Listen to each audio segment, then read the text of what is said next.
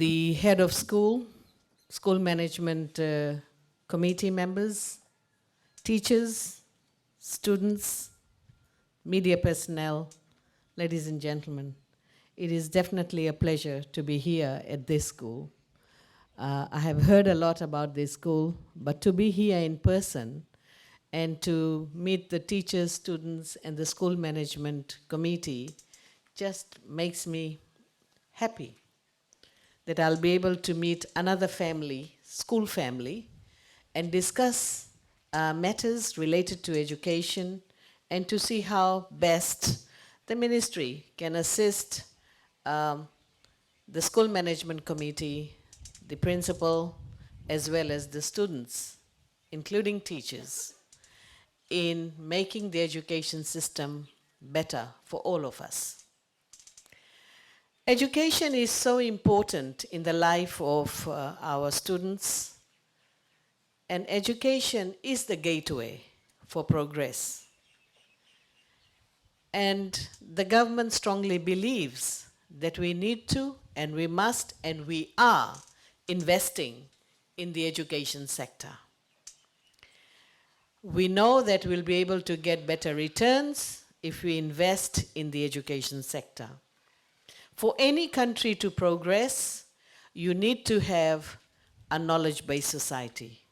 You need to have individuals who are educated, who are able to be creative, they're innovative, and they're able to put the ideas together. Because ideas is what matters.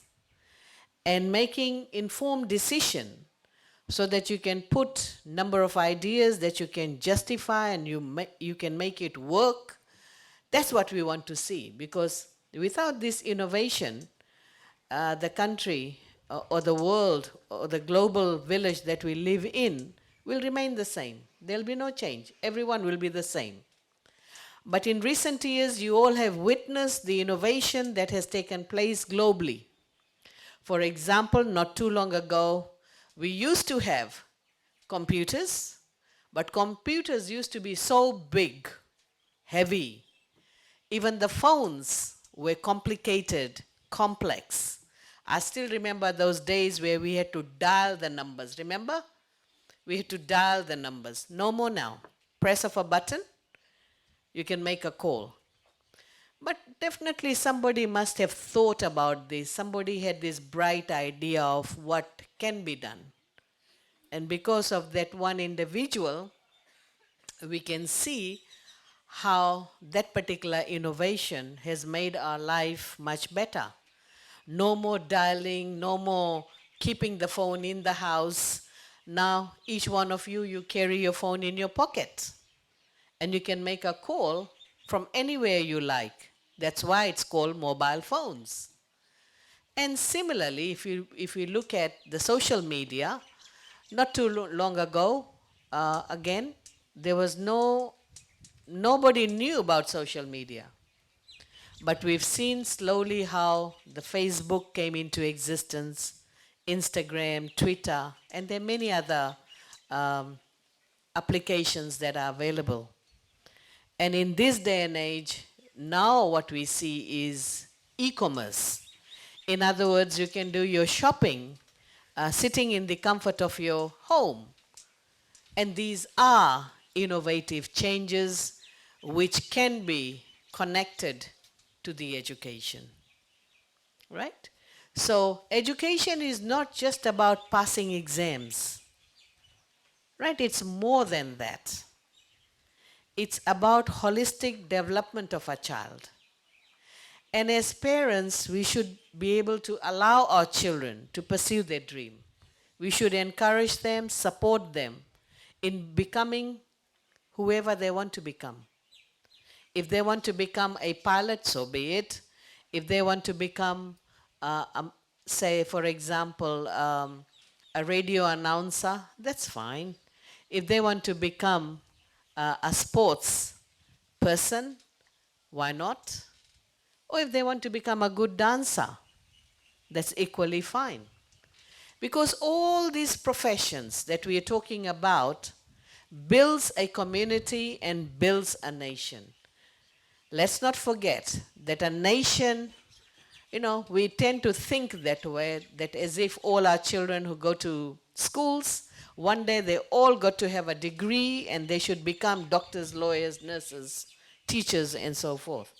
But a country cannot work with only a set of professionals. We need different professions amongst us because as an individual, we still need a carpenter, we still need a plumber, we still need an electrician, we still need a builder, we still need a farmer. So we need all types of professionals amongst us. And that's what builds a country. And for that reason, for the students who are seated here, my clear message to you is pursue your interest. Whatever you are interested in, because it will come naturally in you. But if you're not interested in a particular area, a particular field, and you are being pushed, not only by the teachers, teachers, but also by parents, then you're forcing yourself to like something, and it's not going to come naturally. And gradually you will not have that level of interest because it did not come from within. So the government has made TVET courses available through funding, and that is through the TELS funding. We have made 5,000 places available. And I would recommend to the students that you can pursue those courses, because those courses, if you become a technical and vocational person, specializing in a particular field, sky's the limit. You'll be able to find a job immediately, not only in Fiji, but also abroad, because there is acute shortage of technical and vocational people or skilled personnel all around the world. So it's just a matter of making that decision. For the teachers, I thank you most sincerely for the work that you are doing. I do understand it's not an easy task, particularly not easy now as compared to what teaching was in the past. In the past, there was no such thing as a Child Protection Act. There was no such thing as Sex Offender Act. So the teachers were free to discipline kids, to teach the way they would be teaching their own children. But time has changed. The time has changed, and as teachers, we need to adapt and adopt those changes in our lives.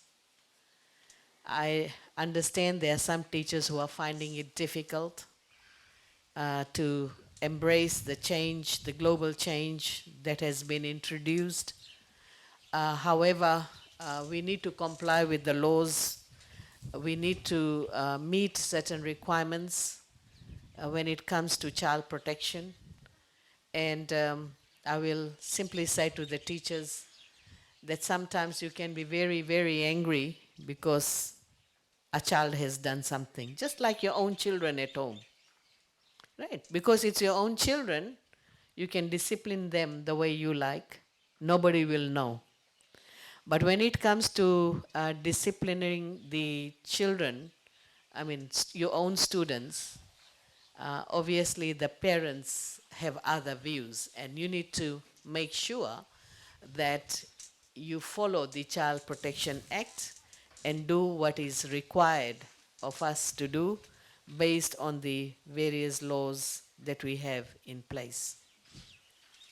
I also wish to commend the teachers for the great work that you have done, and I must admit that teaching in this era is becoming harder and harder.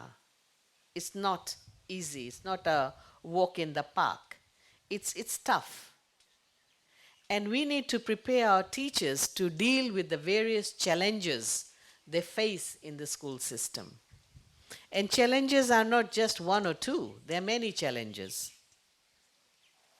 So even teacher training, or when teachers go through this training at the various teacher training institutions, they need to learn the various tactics, or what I call the teacher survival skills, to keep you going in the school system.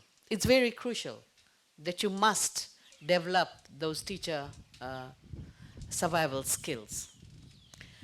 I also pay my respect to the school management committee, the first group of or what we can call the pioneers of this school, who decided and who thought that the school needs to be built here, and the fact that the school is built, but we need to maintain this school and we need to improve the facilities.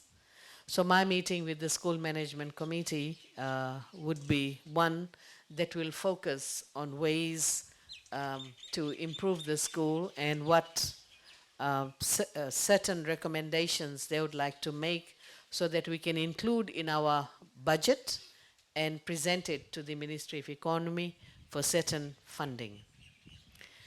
Ladies and gentlemen, I do not wish to continue for longer period, but I would like to simply mention a couple of things regarding the changes we have made to the education system. Some people may question, how did you come about with these changes? Let me clarify, it wasn't just one mind. It was several minds who had given the recommendation, which was captured in the Education Commission report of 2000. That most of the recommendation was already accepted in our National Development Plan, and we are trying to implement some of those recommendations, and we are still doing it. And there were several recommendations, for example, the removal of exams in years 1 to 3. I mean, like, we should not be exam-centric. Also, there were recommendations on civic and moral education, which we have introduced in years 1 to 3. But civic and moral education in this day and age is extremely, extremely important. That will help the teachers in the teaching and learning process, but will also help the parents in imparting values to their children, but it will also help the country in ensuring that we produce good citizens, right, who can fit into the community and they can contribute to the nation development. So civic and moral education will continue right up to year 13. But for years 12 and 13, we will not call it civic and moral education. That would be life skills. Because we need to give more space, ability for the students to think, question, and relate and apply. These are some of the things that we should allow our children to do. And we need to change the tactics or the way we have been teaching our children. I think our emphasis have been too much on chalk and talk, and that's the best way of imparting knowledge. In fact, that is not the best way. Children can find the best subject matter through YouTube. They can find one lecture which is so appealing, so good. So what are you doing as teachers? And we have also seen innovation in the teaching world, where the lectures are now recorded on USB drive and given to the students in advance.